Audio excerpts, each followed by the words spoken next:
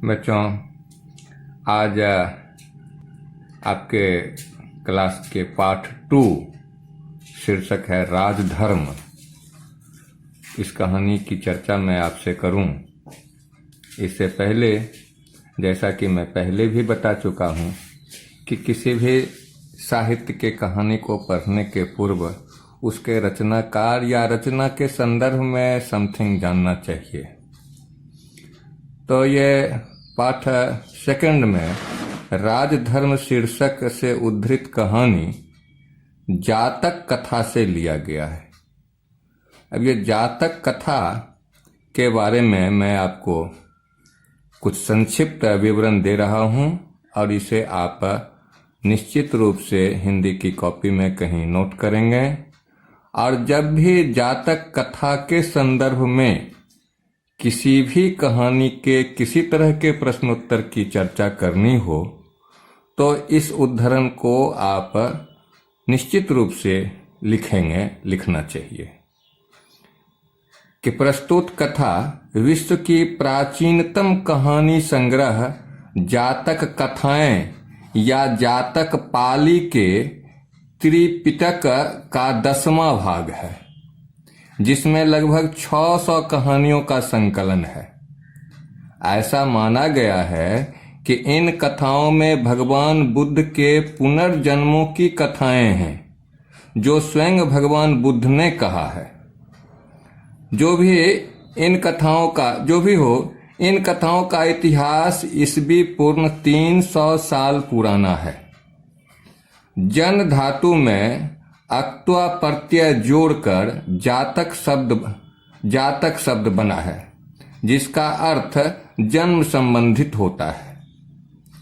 संदर्भ इस कथा का कहना चाहूंगा कि साहित्य का सीधा संबंध जीवन की कला से होता है। यह हमें आदर्श मापदंडों के साथ जीना सिखाता है। एक सफल रचना कालजयी होता है, इसलिए यह आज भी प्रासंगिक है।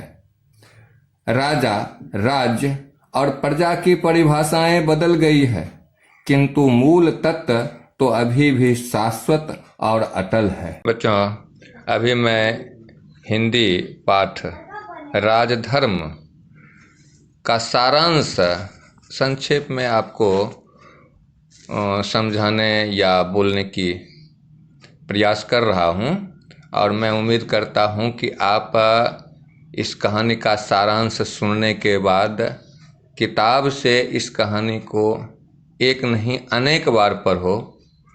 पुनः कई बार पढ़ने के बाद आप इनके एक्सरसाइज को देखें और फिर एक्सरसाइज को खुद से भी लिखें, और ज़रूरत के हिसाब से यहाँ से मैं भी पुनः एक्सरसाइज बना के आपको प्रेषित करते रहूँगा।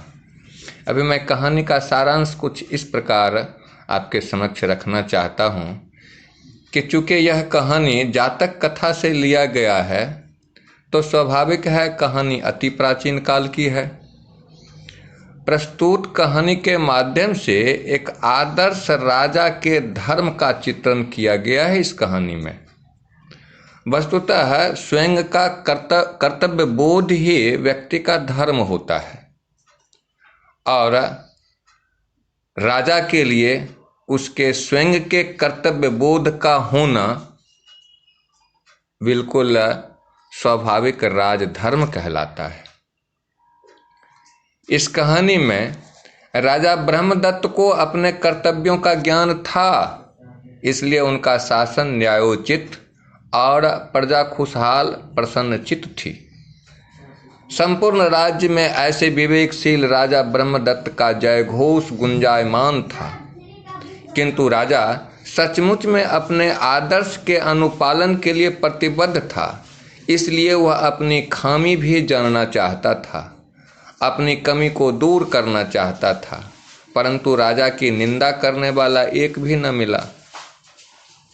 इसलिए तो कहा गया है कि निंदक नियरे राखिए आंगन कुटी छबाय, बिन पानी साबुन बिना मैलो धुले सुहाय। परेशान राजा अपनी पहचान छुपाकर यत्र तत्र भटकते हुए ब्राह्मण बोधिसत्व के पास पहुंचा, जो उन दिनों हिमालय की तराई में कंदमूल और फल खाकर तपस्या में लीन थे। बोधिसत्व को आदर सहित प्रणाम कर राजा ब्रह्मदत्त उनके आश्रम के एक ओर बैठ गया। बोधिसत्व ने राजा को कुछ फलों का गोंदे खाने को दिया और पानी पीने को कहा। वे फलों के गोंदे इतने मीठे और स्वादिष्ट थे कि शायद राजा ने जीवन में पहली बार ऐसा अनुभव किया हो। राजा को आश्चर्य हुआ और उसने फलों के मिठास का कारण बोधिसत्व से अपनी पहचान छिपाते हुए पूछ ही दिया। बोधिसत्व ने राजा ब्रह्मदत्त को समझाते हुए कहा कि न्यायोचित और धर्मपरायण राजा के राज्य में फलों का स्वाद मीठा होता है, और जो राजा अन्यायी एवं अधर्मी होता है उसके राज्य में फलों का स्वाद ही कड़वा नहीं हो जाता, बल्कि संपूर्ण राज्य ओज रहित कांतिहीन हो जाता है। राजा अपने आत्मिक संतुष्टि के लिए एक प्रयोग करने लगा। उसने कुछ दिनों अपने राज्य पर कठोर एवं नीति रहित राज्य किया। पुनः वह बोधिसत्व के पास पहुंचा तो फलों का स्वाद बहुत कड़वा मिला। फिर बोधिसत्व ने राजा का मार्गदर्शन करते हुए समझाया, जब नेता टेढ़ा चलने लगता है तो पूरी जमात ही उसी का अनुसरण करता है, इसलिए नेता को धर्म और न्याय से बिल्कुल नहीं अलग हटना चाहिए। बोधिसत्व से शिक्षा पाने के उपरांत राजा ने अपना परिचय दिया और क्षमा विनती के साथ स्वीकार किया कि राजा ने स्वयं ही फलों को कड़वा किया था। साथ ही वचन दिया कि अब वह फलों को कभी कड़वा नहीं होने देगा, अर्थात न्यायोचित और नीति युक्त शासन कर प्रजा को खुशहाल रखेगा। राजा ने ये व्रत लिया और प्रजा धन्य धान्य से पूर्ण हो गई। धन्यवाद।